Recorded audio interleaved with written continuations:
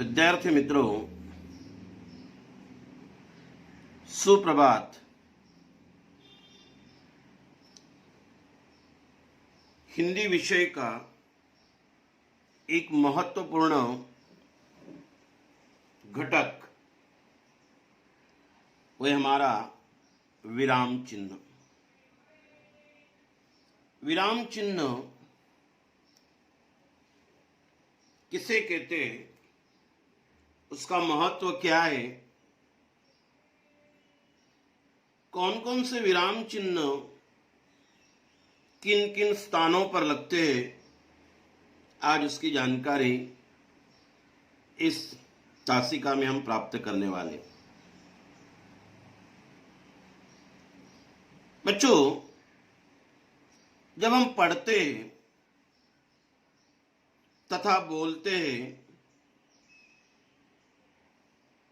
तो वाक्य तथा शब्दों का आपस में संबंध बताने के लिए कहीं हमें कम कहीं ज्यादा रुकना पड़ता है, तो कहीं शब्दों पर अधिक जोर देना पड़ता है। वाक्य के अर्थ को ठीक ढंग से व्यक्त करने के लिए लिखते समय वाक्य में यथास्थान विराम चिन्हों का प्रयोग किया जाता है। विराम चिन्ह, विराम, इस शब्द को मैं कभी थोड़ा सा विभाजित कर दूं तो पहला शब्द मिलता है मुझे विराम। इस विराम का अर्थ क्या है? विराम का अर्थ होता है रुकना, जिसे हम कहते हैं ठहराव, जिसे हम कह सकते हैं विश्राम।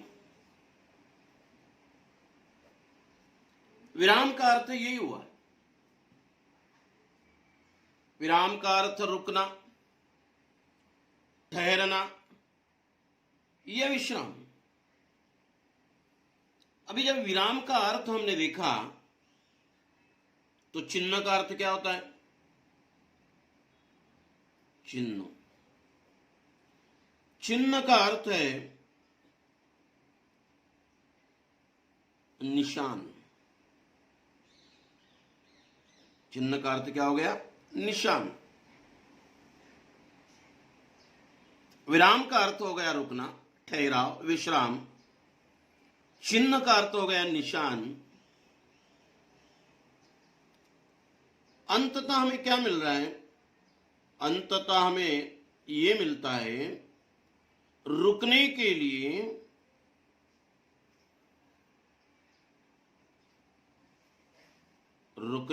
लिए जो चिन्ह लगाए जाते हैं, जो चिन्ह लगाए जाते हैं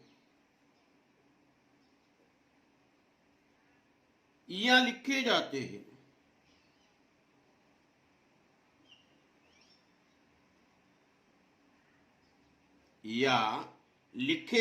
हैं, उन्हें विराम चिन्ह कहते हैं। उन्हें विराम चिन्ह कहते हैं। असल में देखा जाए, ये हमने शब्दों का विग्रह करके उसका अर्थ निकालने की हमने कोशिश की। विराम का अर्थ होता है रुकना, ठहराव, विश्राम। चिन्ह का अर्थ होता है निशान। अंततः हमें यह मिल रहा है रुकने के लिए जो चिन्ह लगाए जाते हैं या लिखे जाते हैं, उन्हें विराम चिन्ह कहते हैं। ये उसकी हमने परिभाषा बनाने की कोशिश की। अंत में और उसकी एक आधी परिभाषा हम देखते हैं। किसी विषय को, किसी विषय को भिन्न भिन्न भागों में, भिन्न भिन्न भागों में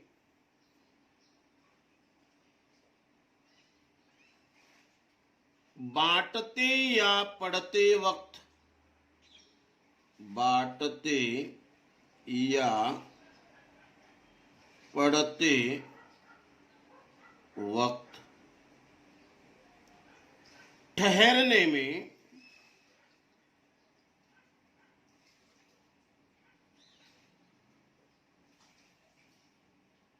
कुछ चिन्हों का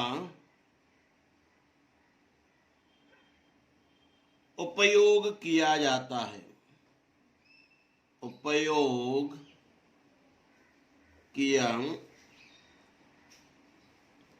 जाता है। उन्हें विराम चिन्ह कहते हैं। ये दूसरी उसकी परिभाषा है। किसी विषय को भिन्न भिन्न भागों में नहीं, हिस्सों में बांटते या पढ़ते वक्त ठहरने में कुछ चिन्हों का उपयोग किया जाता है, उन्हें हम विराम चिन्ह कहते हैं। अभी विराम चिन्ह के कुछ प्रकार हैं। उसमें से पहला प्रकार हम देखेंगे पूर्ण विराम। पहला प्रकार क्या है? पूर्ण विराम। अभी पूर्ण विराम, उसका चिन्ह इस प्रकार से खड़ी डंडी में। ये कहां लगाया जाता है? बड़ा आसान प्रकार है। पढ़ते या लिखते समय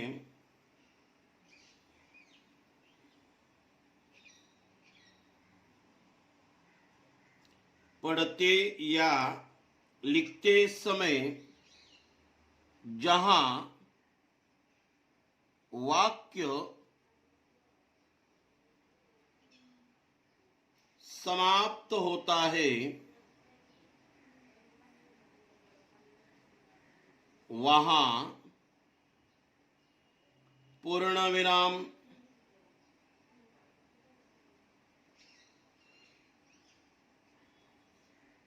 रखा जाता है। देखिए, पूर्ण विराम का चिन्ह कहां रखा जाता है? पढ़ते या लिखते समय जहां वाक्य समाप्त होता है, वहां पूर्ण विराम का चिन्ह रखा जाता है। उदाहरण के तौर पर कभी हम देखते हैं, जैसे हम हिंदी में बातचीत करेंगे, वाक्य समाप्त हो गया, पूर्ण विराम का चिन्ह मैंने वहां लगाया। एक आदि वाक्य और हम लेंगे, प्रेमचंद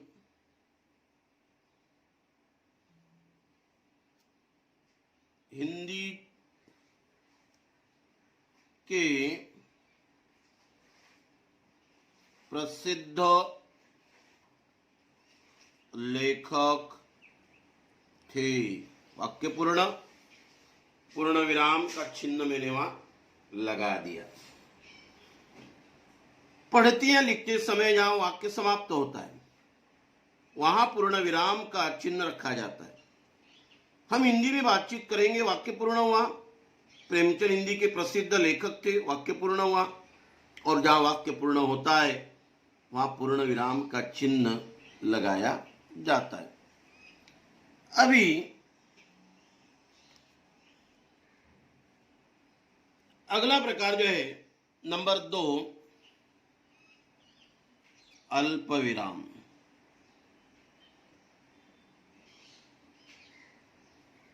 अल्प विराम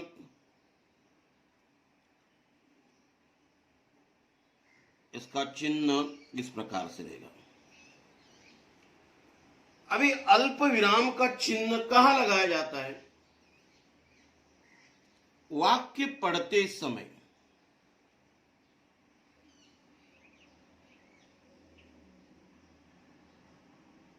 वाक्य पढ़ते समय जिस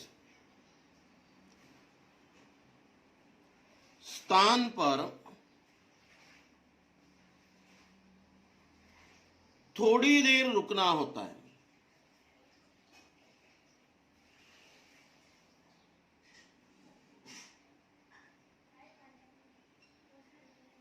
थोड़ी देर रुकना होता है, वहां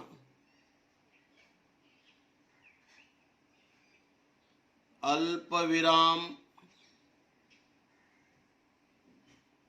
चिन्ह लगाया जाता है। वाक्य पढ़ते समय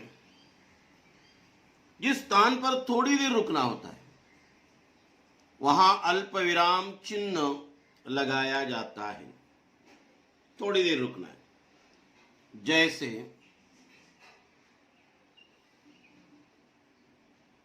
मां, चिन्ह लगाया अल्प विराम का, आज छुट्टी है। दूसरा वाक्य का देखेंगे, अरे विजय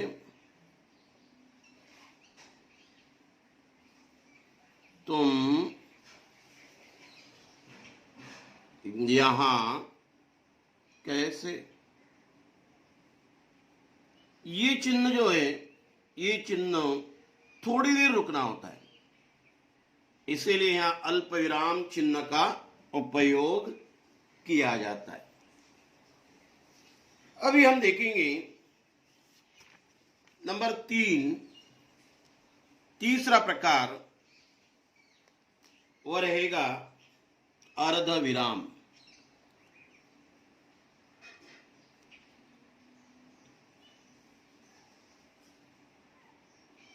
अर्ध विराम का चिन्ह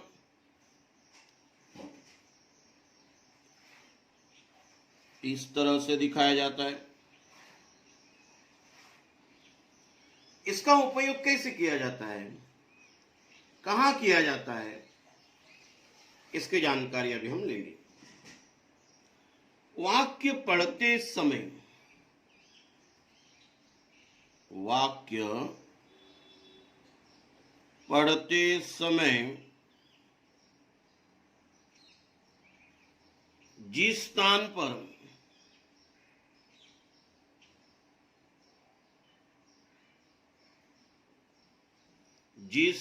पर अल्प विराम से अधिक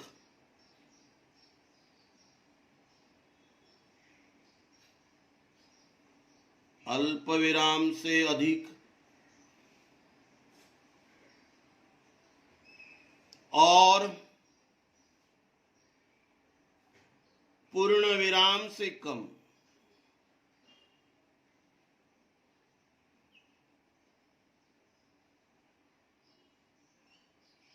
ठहरना होता है,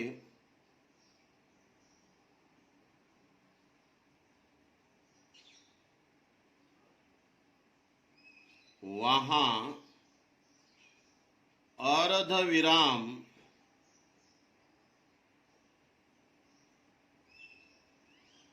चिन्ह रखा जाता है।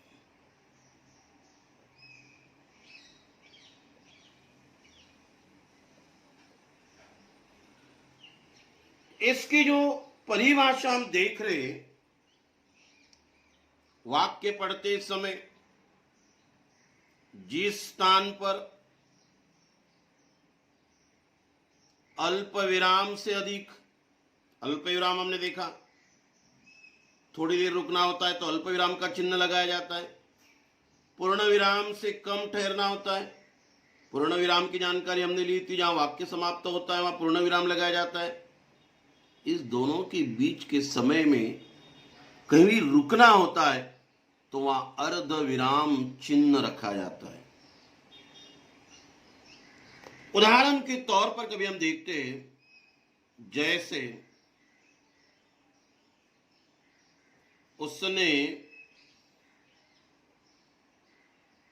पैसे मांगे, मैंने नहीं मांगे।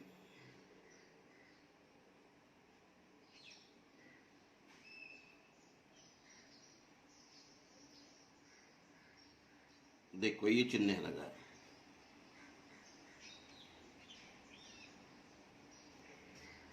पिताजी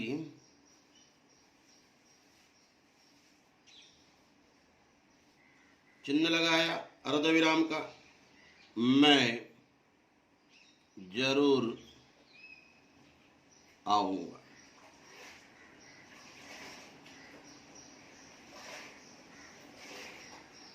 मतलब अल्प विराम से अधिक और पूर्ण विराम से कम जब रुकना होता है तो अर्ध विराम का चिन्ह वहां लगाया जाता है। उसके बाद हम देखेंगे प्रश्नवाचक चिन्ह नंबर 4, प्रश्नवाचक। अभी प्रश्नवाचक चिन्ह जो होता है, प्रश्न इस तरह से चिन्ह दिया, प्रश्नवाचक चिन्ह। इस चिन्ह का उपयोग कहां किया जाता है उसकी जानकारी अभी हम प्राप्त कर रहे हैं।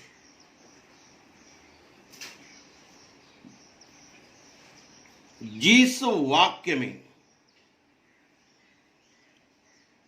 जिस वाक्य में प्रश्न पूछा गया हो, प्रश्न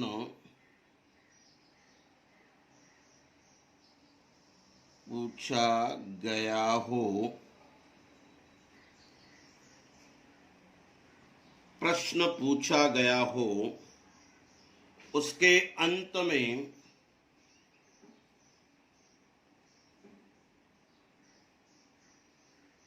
प्रश्नवाचक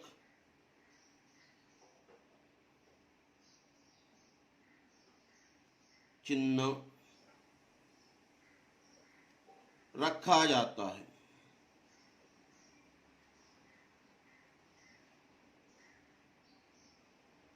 प्रश्न पूछने का भाव या बोध होता है तो ऐसे वाक्य के अंत में प्रश्न चिन्ह लगाया जाता है। जैसे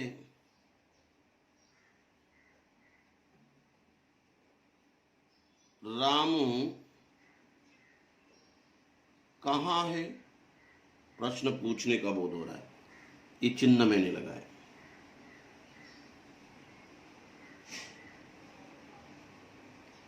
दूसरा, तेरे पिताजी क्या करते हैं, प्रश्न पूछने का भाव हो रहा है, इसीलिए प्रश्न चिन्ह लगाया। हमें इतना ध्यान रखना है कि जिससे प्रश्न पूछने का भाव या कई प्रश्न पूछा गया हो उसके अंत में ये चिन्ह आपको लगाना होता है, तो उसे हम कहेंगे प्रश्न वाचक चिन्ह। नंबर 5 जो रहेगा विस्मय सूचक चिन्ह। विस्मय सूचक।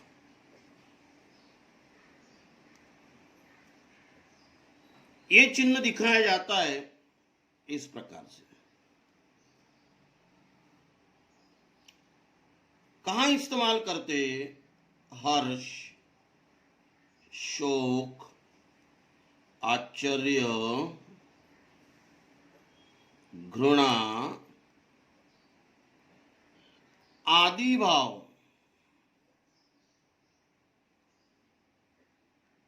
जब आदि भाव को हम प्रकट करते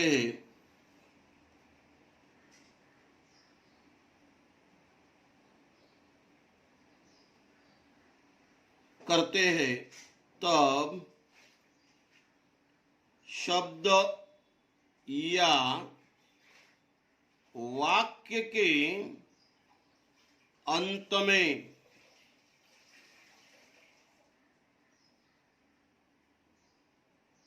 विस्मय सूचक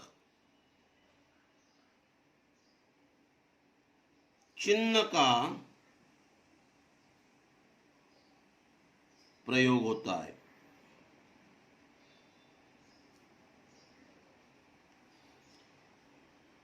हर्ष, खुशी, शोक, दुख, आश्चर्य, घृणा, तिरस्कार आदि जो भाव होते, उसको जब हमें प्रकट करना है तब शब्द या वाक्य के अंत में विस्मय सूचक एक चिन्ह का प्रयोग होता है। उफ, जैसे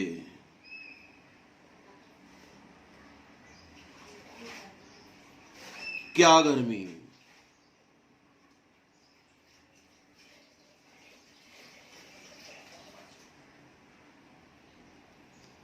उफ क्या गर्मी है। काश मैं सैनिक होता, काश मैं सैनिक होता। ऐसे चिन्ह विस्मय या विस्मय सूचक चिन्ह कहलाते। उसके बाद एक चिन्ह आता है हमारा, वह चिन्ह इकहरा।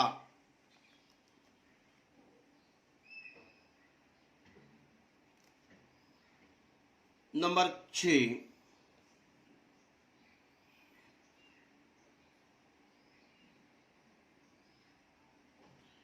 इकहरा उद्धरण चिन्ह। ये चिन्ह कैसे होता है? ये दिखाने के लिए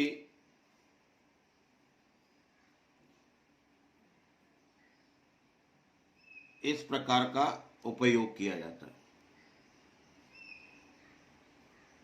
सिंगल इन्वर्टेड कॉमा उसे हम कहते हैं इकहरा उद्धरण चिन्ह। ये कहां इस्तेमाल करते हैं?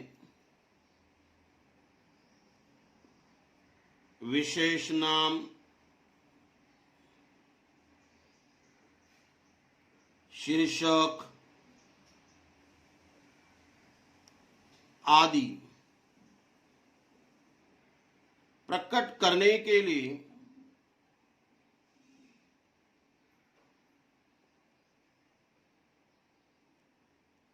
इकहरा उद्धरण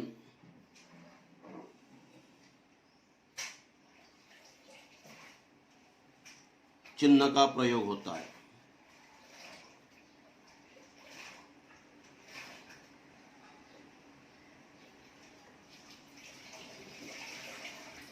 कई नाम है, कई शीर्षक, ऐसे टाइटल आदि प्रकट करने के लिए इकहरा उद्धरण चिन्ह का प्रयोग किया जाता है। जैसे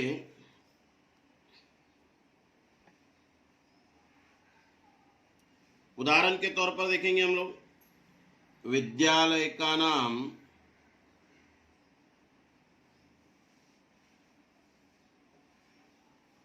गांधी या चिन्ह का इस्तेमाल हो रहा है, विद्यालय है।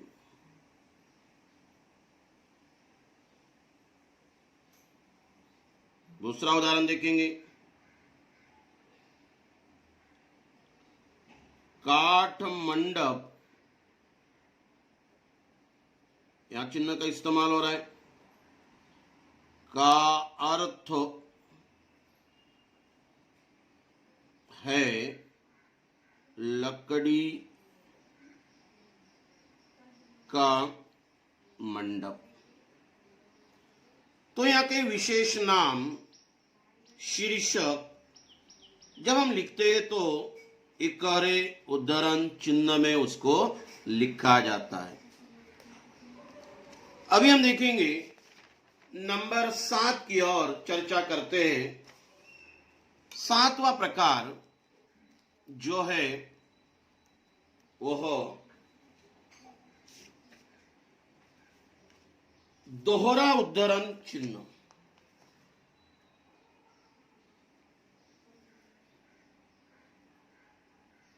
दोहरा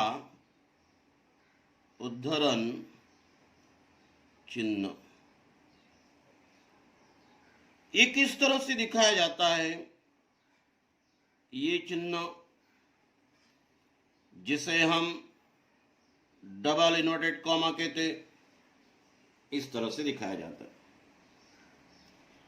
ये कहां उपयोग में किया जाता है? किसी के कहे गए शब्द, किसी के कहे गए शब्द जो के त्यों,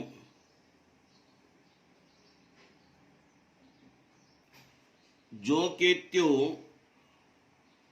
प्रकट करने के लिए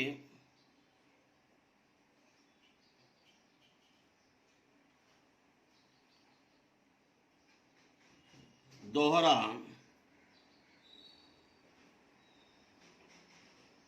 उद्धरण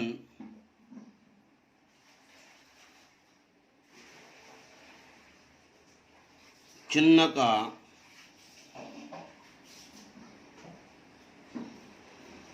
प्रयोग होता है।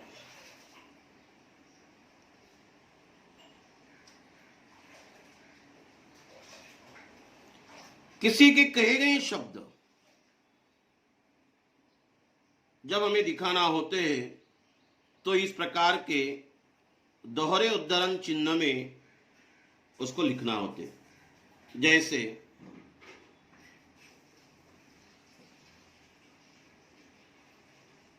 सुदामा बोले,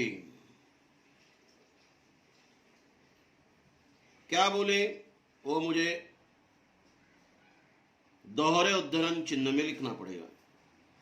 मुझे कृष्ण से मिलना है। ये उनका कहा गया वाक्य है, इसीलिए उसे दोहरे में या दोहरा उद्धरण चिन्ह में लिखना है। गुरुजी ने पूछा, दूसरा वाक्य लिखेंगे।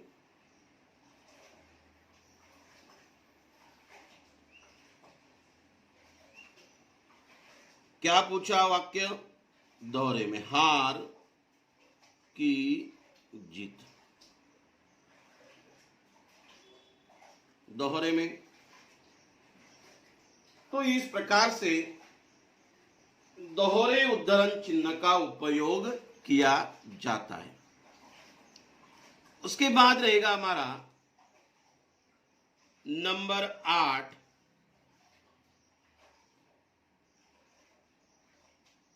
कोष्टक चिन्ह।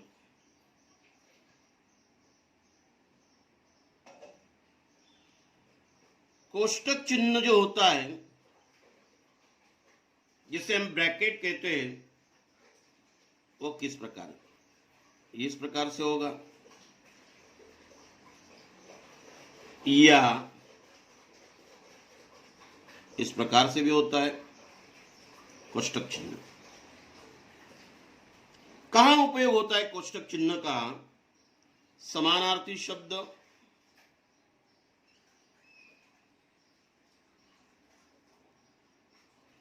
क्रमांक, कभी हम क्रमांक लिखते, आदि को सूचित करने के लिए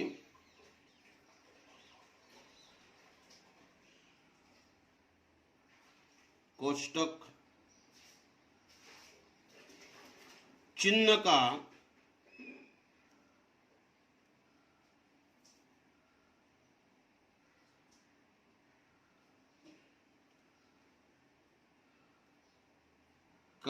प्रयोग होता है।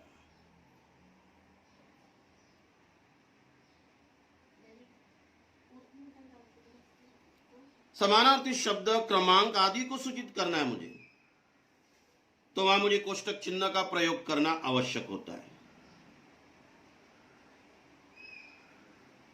जैसे उसने कभी विपरीत उलटा, मैंने यहां समानार्थी शब्द का इस्तेमाल किया है, तो मुझे कोष्टक में दिखाना पड़ेगा। अर्थ नहीं निकाला,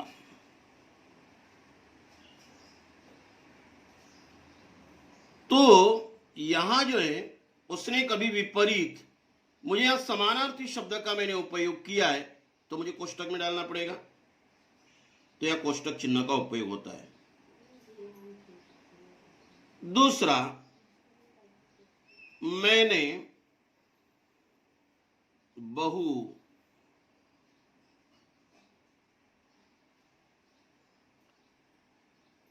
किशोर की मां, विकल्प का इस्तेमाल किया मैंने, तो कोष्टक में डालना है, से पूछा। फिर क्रमांक हम लिखते हैं, वहां भी कोष्टक चिन्ह का इस्तेमाल करता है, नंबर 1 2 3 4 इसे इस्तेमाल होगा, तो वहां भी कोष्टक चिन्ह का उपयोग किया जाता है। अभी नंबर 9 योजक चिन्ह।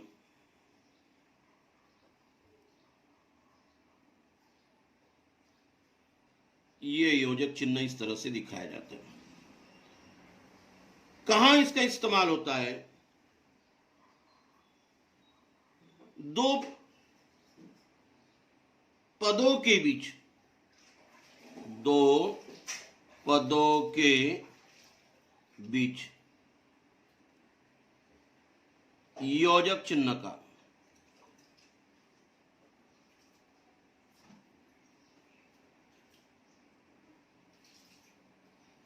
उपयोग किया जाता है।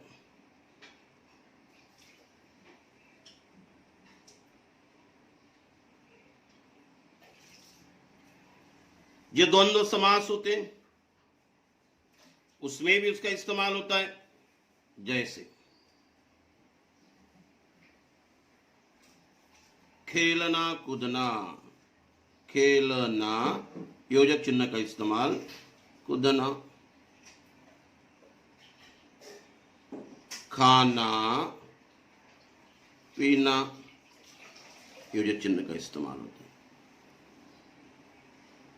उसके बाद निर्देश चिन्ह, इसको हम हाइफन कहेंगे और निर्देश चिन्ह को हम डैश कहते हैं। 10वां निर्देश चिन्ह।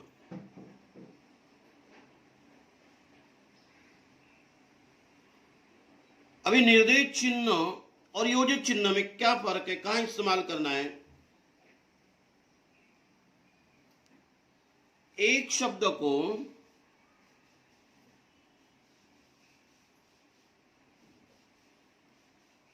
दूसरे शब्द से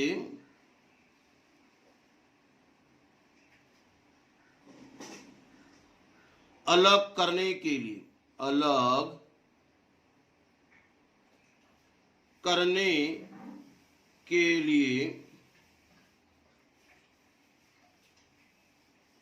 एवं विशेष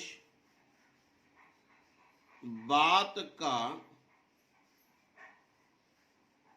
उल्लेख करने के लिए निर्देश चिन्ह।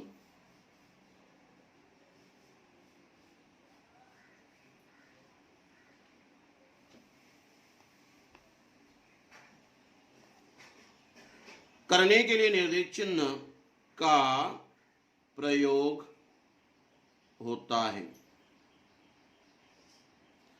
योजित चिन्ह दो शब्दों के बीच।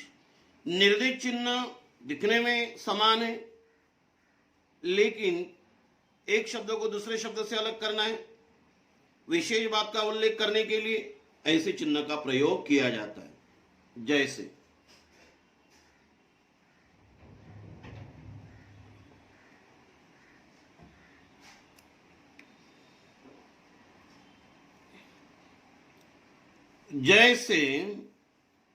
चलो मैंने यहां निर्देश चिन्ह का उपयोग किया, मैं, तुम, वह। देखो कभी कभी क्या होता है,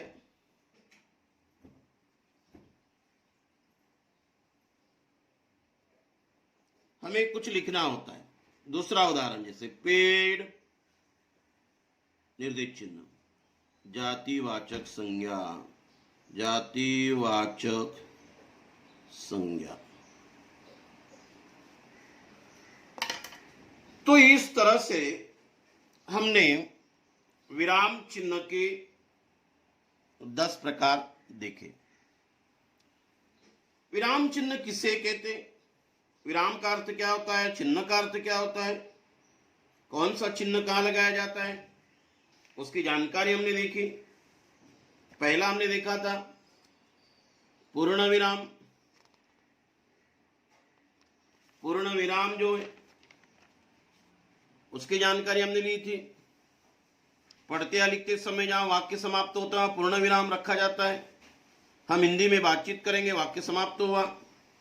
अल्प विराम, वाक्य पढ़ते समय जिस स्थान पर थोड़ी देर रुकना होता है वहां अल्प विराम का चिन्ह का उपयोग किया जाता है।